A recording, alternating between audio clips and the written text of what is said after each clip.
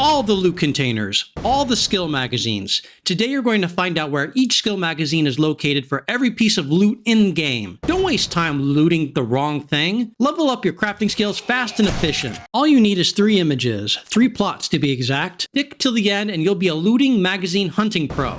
Welcome, survivors. This is Eerie Knight of the Pseudo Posse, and today we're going to unlock the secrets of skill magazines. For every loot container in the game, I'm going to tell you which magazines you will find. Some will never spawn any, some will spawn 1 or several, while others have a chance to spawn every single magazine. We're going to do a deep dive into the looting system and by extension the new TraderStage system. Spoiler alert, by the end of this video, you'll hate the word loot groups. Let us know in the comments below by the end how much you hate it on a scale of 1 to 10. Now let's begin. Before we go over skill magazines, I need to explain a few concepts to get us all on the same page. First is the fundamental core concept of loot stage. It has seen some tweaks since Alpha 20, so let's go over how it works now. Loot stage in general has a heavy influence on what you will find in a loot container upon opening. You can check your loot stage by going to the character menu and clicking on the core stats icon, a bar graph looking thing. It has several contributing factors that go into calculating it. The player level is multiplied by the contribution of the biome modifier plus the POI modifier. The biome modifier is a percentage difficulty determined by which biome the player is currently located. Forest has no modifier, desert has 50%, snow gives 100, and wasteland 150%. The biome difficulties are represented in-game by the orange skulls in the upper right corner. POI difficulty is dependent on the tier. Tier 1 starts at 5%, and each tier increases by 5% with tier 5 being 25. The POI tier is expressed in-game by the number of red skulls in the upper right corner. Added to this are some flat bonuses from the biome and POI difficulties. The biome flat bonuses start at 0 with the pine forest and increment by 10 with the desert, snow, and wasteland being at 30. POIs increment by 3 with tier 1 starting at 3 and tier 5 at 15. Additional flat bonuses are provided from lucky goggles and eye candy. Lastly, there is a general loot bonus modifier that multiplies the entire components, including all the flat bonuses. This modifier is equal to the percentage bonus from eye candy plus your level of lucky looter. So what does this all mean in practicality? If you are rating a tier 5 POI in the pine forest, you need to be about level 150 to have a game stage of 200. However, if you do the same POI in the wasteland, now you only need to be slightly above level 50, nearly a third of the level needed to get the same loot. Here is a quick numerical example. If you are level 59 in the wasteland looting a tier 5 POI, you'll get a whopping 150% biome modifier, a flat 30 biome bonus, 25% modifier, and 15 flat bonus from the POI. That all totaled gives you 207 loot stage. Equipping some lucky goggles that gives you a +3 flat bonus increases us to 210. Putting 2 points into lucky looter increases that total to 231. And lastly, if we pop some eye candy before looting that sweet chest, our loot stage goes up to 258. From all of those bonuses, we gained an additional 51 loot stage, which will definitely help in scoring some better loot. Speaking of which, loot. Many items are tied to loot stage, including weapons and armor, which operate on a tech level. So tier 0 is the primitive stage gear like pipe weapons. Next tier up is your typical pistol double barrel shotguns. Tier 2 includes the magnum and pump shotgun. The highest tier would be your desert vultures and auto shotties. The higher your loot stage, the better gear you will find. It works like this. Given a loot container that has the potential to spawn a weapon, the game loads a loot quality template. These templates are tied to each tier, so there is a tier 0, tier 1, 2, and 3. For a given template, it specifies a range of loot stage and the probability for finding a certain quality of item. The quality is determined by chance. Each loot stage range has a default quality. If any of the loot qualities are selected, that is what you get. If none are selected, you get the default quality. Spawn probabilities are color-coded, so the brighter, the higher the chance of getting that quality for a given loot stage. So if, for example, the loot container has a tier 1 weapon, it will take a loot stage of 47 to have a chance at getting a level 2 quality item, and the loot chance for getting a level 1 decreases. So as we increase in loot stage, we can see that level 1 quality spawns get darker until we are past 90 loot stage, they become impossible to spawn. This happens to all the quality levels, so once you are over 120 loot stage, tier 5 will no longer even spawn or a tech 1 item spawn. The only difference between all the tiers is the point at which the next qualities are unlocked and when the lower qualities disappear. At tier 3, quality 2 items don't appear until reaching 207 loot stage. Bet that level 50 player taking on the tier 5 Wasteland POI is looking mighty tempting now. If you recall, you need to be about a level 150 in the Pine Forest to achieve this level of loot stage. So now, you all are masters of loot stage. Proceed to throw it out the window, at least in regards to magazines. Not all loot is dependent on loot stage, magazines chief among them. So how do these work? Instead of the quality templates, there are general templates. These use a general probability template in which level is independent. It has a set probability for each range, very low being 5%, low 20%, high 75%. These are tied to how loot is generated in containers. In general, a container has loot groups that are randomly selected according to the probability template I just showed you. Within a group are various items. For example, Group Working Stiffs 01 has a variety of magazines with a chance to spawn, some block shapes, tool parts, and some other tiered tools. These items within a group are randomly selected, again according to the probability template, so if you recall, high is 75%. However, that is not the end. Some of these items are not items, but rather more loot groups. In 03, we have Group Working Stiffs books, with a mid-low or 35% chance of selection within its parent group. Within this group is a list of bunch of books, magazines, and other stuff. So as you can see, we can reach inception levels of loot groups very quickly. Since these items being chosen are dependent upon the groups being selected all the way up to the top parent group of the loot container, there is a conditional probability that something is ever selected. So what does this all mean? It means tracking down which magazines are in which loot container is an endless run down the rabbit hole. It also means I will not be discussing exact loot probabilities in this video, as that would take eons to discuss. If you want a more narrowed explanation of loot chances for a specific item, check out the Do Collector video in which I dive into the loot probabilities for the Forge Ahead magazine and various loot containers. Instead, as I cover the loot locations, I'll discuss looting strategies and the best loot to go after in general terms. One last thing before we discuss loot locations for the magazines are how skills increase the odds of finding magazines. A very important topic to say the least. Let's take Demolition Expert as an example. As you perk into that skill, you will get a 2% bump in the chance to get that explosive magazine. At level 5, you will get a full 10% increase in the chance to find that type of related loot. For every skill, maxing it out will give you a 10% bump in the chance to find that themed magazine. For those that are aware of my mod gen GUI, which can automatically generate modlets with a click of the mouse, I'll be adding some mods to tweak this and other things mentioned in this video, a little foreshadowing. For those interested in checking that GUI out, take a look in this video, link in the description below. Anyways, once reaching 100 crafting skill, that bonus is removed from finding the magazines. Oh, the game will automatically do that once you it'll automatically remove that bonus. So it has a conditional check in that XML, once you reach that level, it reduces the bonus for that particular magazine. So once you reach the max for that particular magazine, we've read all the magazines you can get, you can make the maximum highest tier. Like explosive? Exactly. So this is a 100 scale for the 100.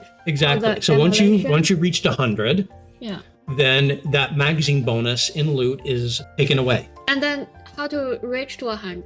You got to read 100 magazines. You got to read you got to read magazines to get to that. You don't have to read 100. Yeah, you do. No, each magazine gave you more than one. No, it doesn't. You have to read 100. You have to read 100. You have to read up to 100 to get that unlocked. Oh.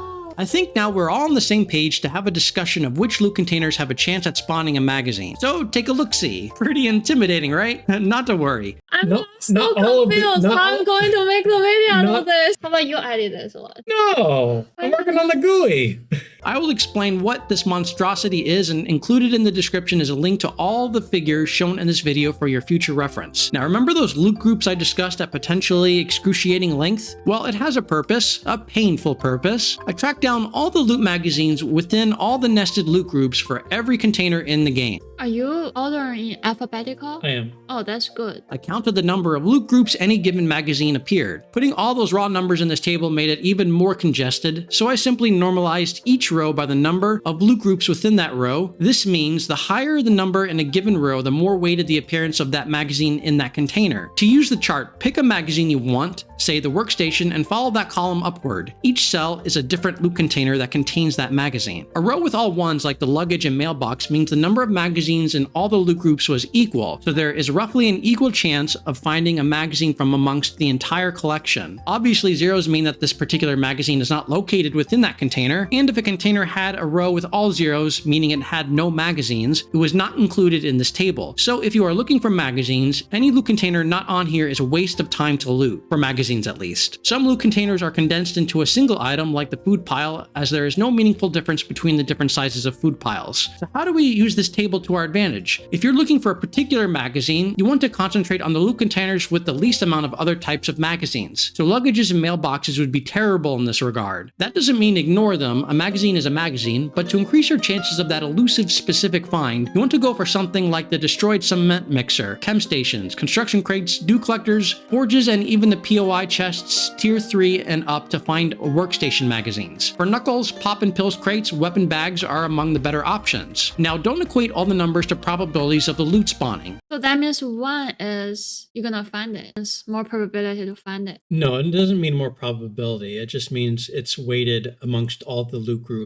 within the container. Again, the numbers are weighted appearances of a magazine in a given loot container's loot groups. Recall that loot groups have nested loot groups, all with different probabilities associated, so instead of bogging you all down with lots of numbers, just keep this in mind. Better loot will have better probabilities. Duh. I know, shocking, right? So for example, while the Crack-a-Book crate and Crack-a-Book shelves show similar numbers in the table, the crate definitely has superior chance of spawning magazines. So always prioritize the better loot. Definitely hit up all the shelves and gun stores, shamways, all that stuff. It will have less of a chance, but a chance nonetheless. And if you max out the appropriate skill, suddenly that very low probability of getting that magazine is increased by that 10% bonus. From here on out, I promise to not mention loot groups again. I swear. Our last topic of discussion is TraderStage. This is new to Alpha 21. Items at the trader are now dependent upon TraderStage, which is calculated quite differently from loot stage. TraderStage is equal to the player level times 1 plus the quest tier for that particular trader. So if your trader offers you tier 2 quests, that modifier would be equal to 2. Daring Adventurer further boosts TraderStage with each skill boosting the modifier by 10% up to 40% max. To give you a sense of the TraderStage required to get some items, here's an example. To get the motorcycle parts like the chassis or handlebars, that will start to appear between 50 and 100 TraderStage. The full motorcycle itself can start to appear after 75 TraderStage. As you progress through the trader quests, your TraderStage will grow considerably, so it is definitely worth it to focus on one trader at a time. Think about this, a level 25 player with only tier 1 quests would give you a TraderStage of 50, whereas the same level player but with tier 3 quests would give you a TraderStage of 100, twice as much. So get to grinding them quests. I hope you all can make great use of all this information and find everything you are looking for. And if I did my job right, not only will you be the magazine looting masters, but you will also have eliminated 2 words when used in combination together from your vocabulary. You know what they are. Enjoy all the loot groups while you're editing. Oh my gosh. If you guys decided to leave this video, I'm not blaming you. Anyways, thanks for watching, everyone. Please like and subscribe as it will help us grow and make better content for you all. A special thank you to all of our wonderful patrons whose support means everything to us. On that note, this is Eerie Knight of the Pseudo Posse signing off. See you all next time.